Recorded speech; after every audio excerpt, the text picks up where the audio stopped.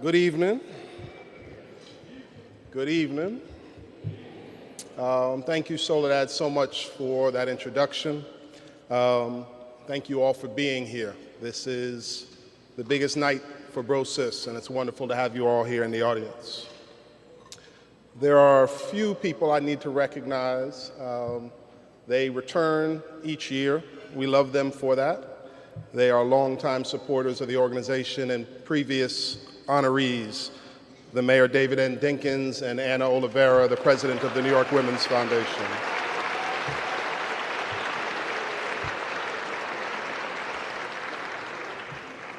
I'd also like to recognize one of the major supporters of our work and the creation of our new home, the District Attorney from Manhattan, Cyrus Vance.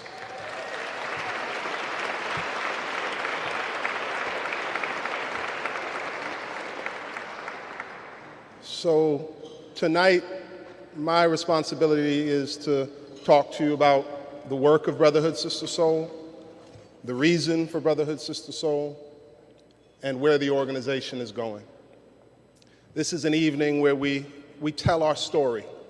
We tell the stories of our young people, we tell the stories of our work, and we tell the stories of our idea of what this country and what this city should look like. There's been a question that's guided us since our founding. What is it that our children deserve? It's a question that guides our work every single day. What do our children deserve? We believe at Brotherhood Sister Sol that our children deserve every single opportunity afforded to them.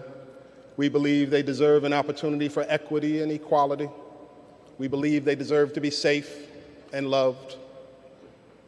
We do this in different ways. We do this through all the direct service that you've heard about, by forming a community based on our themes of positivity, knowledge, community, and future. This is a formed community. It's a collective support environment for children as they navigate the difficult time of adolescence. It's about helping them to form a moral and ethical code, as you've heard about in the video, and from the incredible poetry of Zora Howard, who joined us at the age of 14, and her voice has now carried her across the nation. It's about what does it mean to be men and women? And I would argue that at this time in our society, that question needs to be answered more than ever. We need young people to take a hold of the mantle of defining what these things mean, of living in a more moral and ethical way, and quite honestly being examples to many of us as adults. That's the power of youth voices.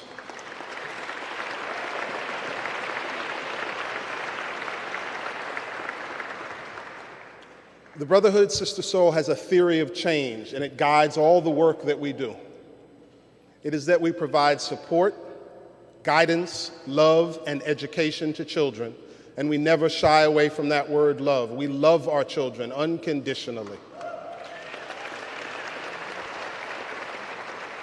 We then teach them to form discipline and order in their life, critical, necessary skills to overcome the conditions they face. And then we provide opportunities and access so they can develop agency. So support, guidance, love, and education, teach them to form discipline and order, and then provide opportunities and access so they can develop their own agency. It is young people who have been at the forefront of every movement for social change in this country, whether it was the civil rights movement and teenagers getting on buses during the freedom rides.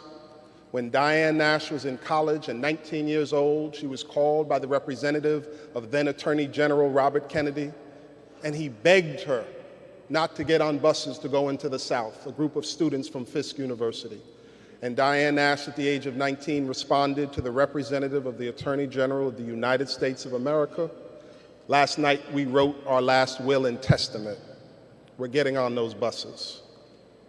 Young people have been at the forefront of the women's movement, of the effort for equality for gay and lesbian people in this country.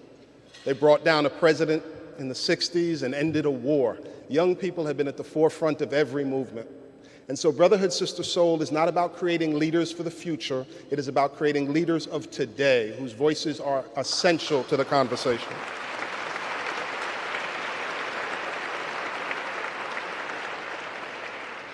We are an evidence-based program. We know that our approach works.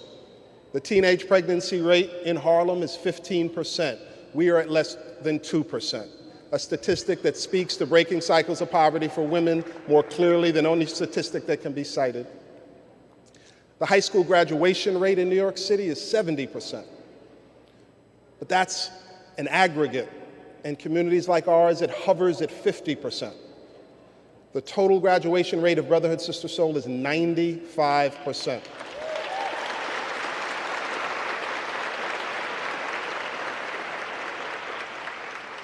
Often we talk about the intersection of the criminal justice system and communities like Harlem.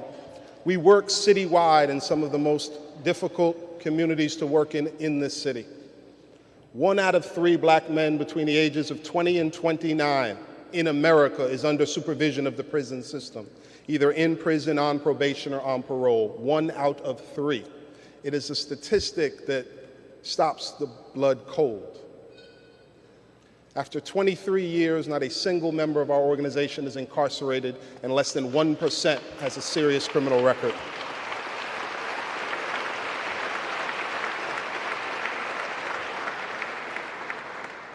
And so our young people learn with us to be community organizers and men and women. They learn to be leaders. They learn to be entrepreneurs and environmentalists. They learn to be artists who will speak out. In order to do all of our work, what comes next, the next major step for this organization, is that we are going to build a home for the Brotherhood Sister Sol that will be a model for the entire field. We break ground this summer on a 20,000 square foot, $15 million organization, a home for the children of this city that will allow us to expand our services for young people, that will allow us to have a farther reach in the space of social policy and organizing, that will allow us to train the field and spread our methodology. We are told no other building like this is being built in the city of New York. It is 100% committed to the education and enlightenment of our children. There is no retail, there is no housing. This is a space for children. And we will break ground this summer, and it will be our new home, and we are so excited to build it.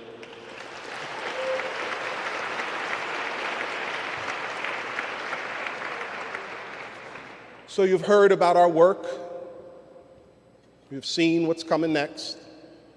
The last piece that I want to talk about this evening is why we do this work. I return to the question, what is it that our children deserve? We provide such a comprehensive and wraparound program because our young people have to be protected in so many ways. They need mental health support, and we provide it. They need legal representation, and we provide it. They need college guidance, and we provide it. They need home counseling, and we provide it. Why is that? The census was done 2 years ago in New York City, the greatest disparity of wealth in America in any county, here in New York County in Manhattan. The top 10% earns $860,000 a year. The bottom 15% survives on $10,000 or less. 15% of the residents of the borough of Manhattan survive on $10,000 or less. Those are the young people we work with. It means you make decisions between health care and clothing, between food and transportation. In this, the wealthiest city in the country, we as adults allow this to occur. We allow our children to face these conditions. It is immoral. And so when we say, what do our children deserve? What we say is that they deserve to not have to face those conditions. We want to attack cycles of poverty that produce 40% of all New Yorkers living in poverty or on the line. It is about helping every child overcome, but also speaking to the conditions. There's a story told of a group of adults on the bank of a fast-running river. They're enjoying a beautiful day, and all of a sudden they look out into the river and they see a baby floating down the river. And one of the elders jumps into the water, he swims out, he grabs the baby, and they bring him to shore. They give it mouth-to-mouth resuscitation, and slowly the baby starts breathing again. A few minutes later, another baby comes floating down the river. At this point, another elder jumps in and pulls the baby out, and she gives him mouth to mouth, and again, the baby slowly comes back to breathing. At that point, a woman runs up the banks of the river, and the other adults look at her and say, "What are you doing? Where are you running? These two children almost drowned." And she said, "I'm running up the banks to find out who the hell is throwing our children in the water." And so at Brotherhood Sister Soul, we are pulling children out of the water, and we are focusing on the conditions that put our children in the water.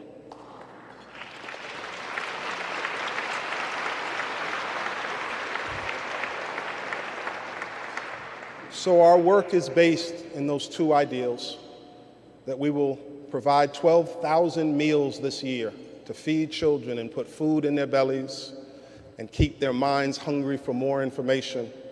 But at the very same time, we will always be unyielding to confront the conditions that our children are forced to face, because what they deserve is opportunity and access and equality and equity, and the Brotherhood Sister Soul will provide that to our children. Thank you.